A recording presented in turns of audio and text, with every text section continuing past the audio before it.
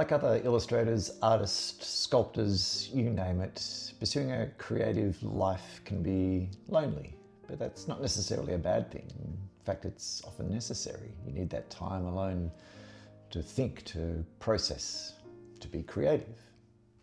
And yes, there are times when the mojo just isn't there and you have to draw down deep on your wells of internal motivation to keep going.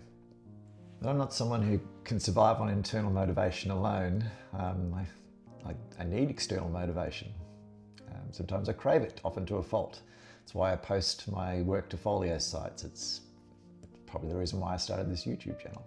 But what really sustains me and makes it so hard for me to give up when I'm stuck or I'm screaming into the void and not hearing anything back is being part of an art community.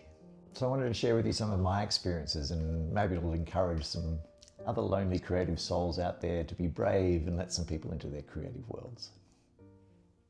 My first real connection with an art community started on the John Howe web forums just after the Lord of the Rings movies were released. John Howe is an exceptional, legendary Tolkien illustrator, and he was a concept artist on those movies. And in the wake of the movies, his website blew up a little bit. And on those forums that he created, I don't even know if forums are still a thing these days, I might be showing my age. There I met Starry, Dragon Lady, LG, Inky, and many others. And we had great conversations. We obviously had shared passions, but we got to know each other and we shared a lot of our art there. And it was not long after the forums that I started posting on DeviantArt. A lot of you might know about that art community that's been going along for a long time now. A lot of the John Howe forum people that I got to know really well were also posting on DeviantArt. And I also met some other great people there too, like Ian Henry and Teresa. And we shared our art and we commented on each other's work and provided support, and when we were comfortable enough, honest feedback.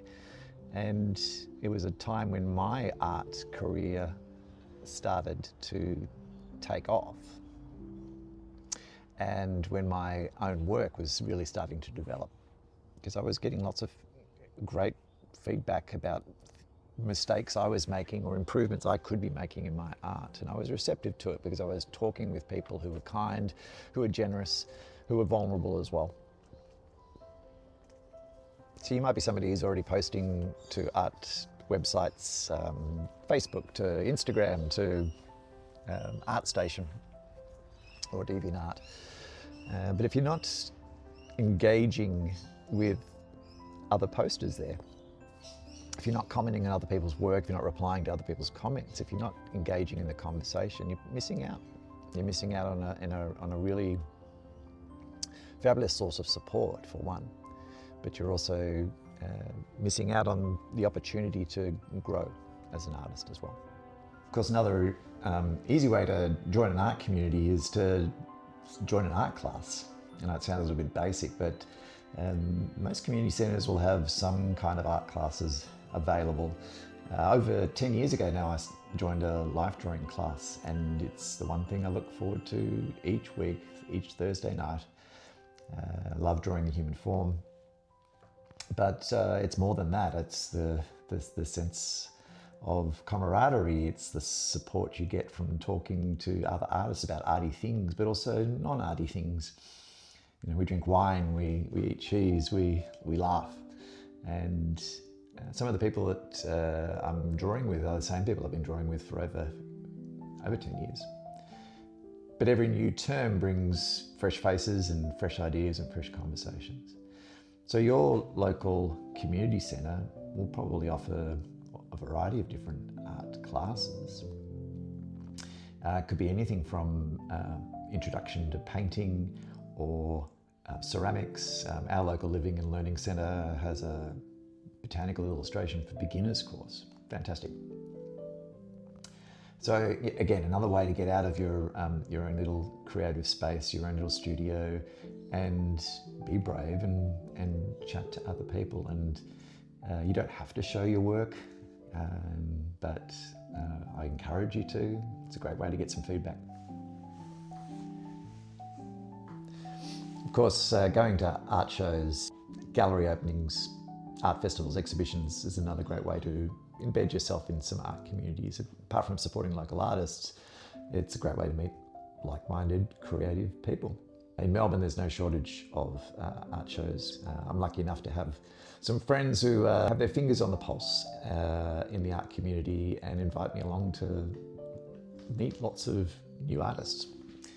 Sorry, I got interrupted. But the other main thing you can get out of going along to these shows is they're a great source of inspiration. You'll probably see things that you haven't seen before and that you might not have even considered. And some of it will be relevant to your own art style and some of it not, but it's worth giving it a shot. Open Studios is another way to connect with an art community, visiting other artists who open up their spaces and show off their creative processes. You might even be brave enough to open up your own studio doors and invite others in. It's a great way to promote yourself, but also a chance to have chats with other people that are of a like mind. So I feel like we're just scratching the surface really, but hopefully there's been a few things that we've chatted about that might pique your interest and might encourage you to extend yourself a little bit further out into your own art communities and experience some of those great benefits.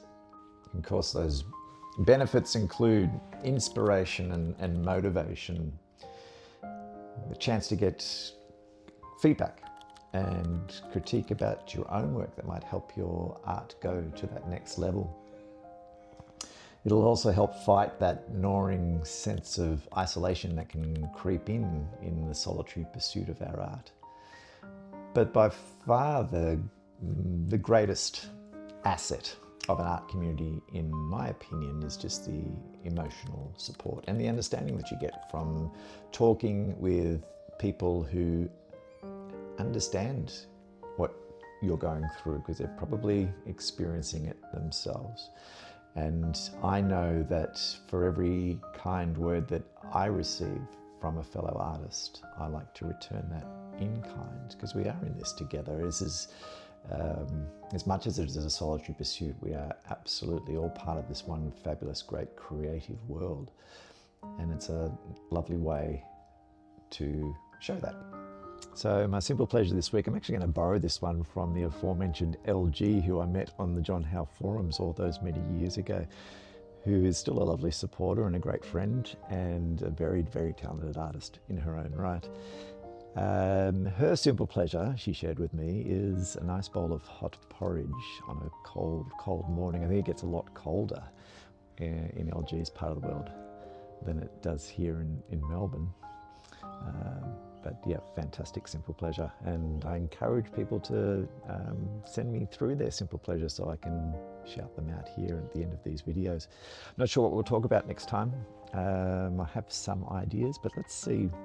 I'm enjoying where this journey is taking us so far. I hope you are too. I'll see you next time. There are so many ways you can connect with art communities, and they're not all online.